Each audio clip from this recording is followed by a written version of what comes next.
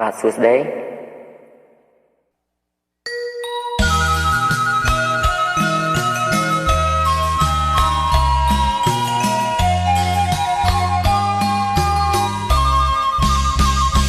អទួលបាកានវិមានដួងចិត្ត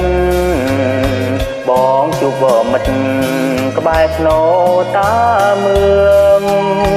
ថ្ងៃនោះបងបានអត់កាស្បាយរឿង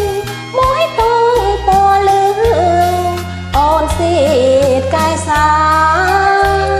គ្រានោះត្បិតមាស្ងួនម្ចាំងបេះដូងបងជាក្តាមក្រងលងស្រែជីវ៉ាហើយតែក្តាមស្មោកុំក្បនអង្ក្រាកុំតែវាសនាដាំងទីនស្នេហ៍ស្នងកំពុងសង្ឃឹមកម្មយើងត្រូវប្រត់យើងឃ្លានពោសាន់ដល់បាត់ដល់បងជួបអូនទៀតនៅដំណាំងលួង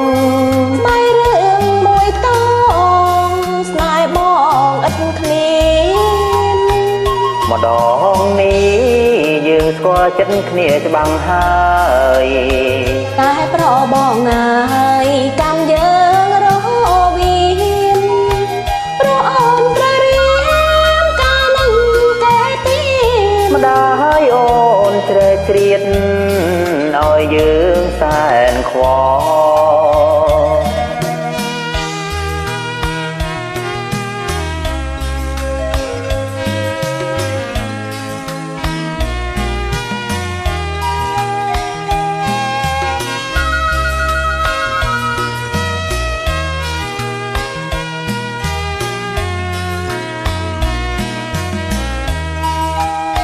ដើម្បីស្នេហ៍ពិត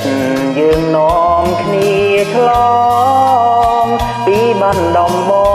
ងទៅរនតនំមុនដុលបៃលិនសោមសងសូភាំងមង្គលក្រោមលំដើមស្រួលក្បែរអូតាពុក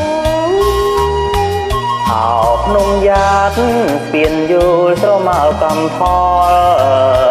នឹងដល់អានុសាវរីយ៍បីស្រង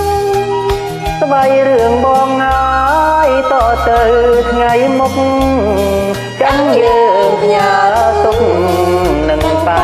លិនហើយ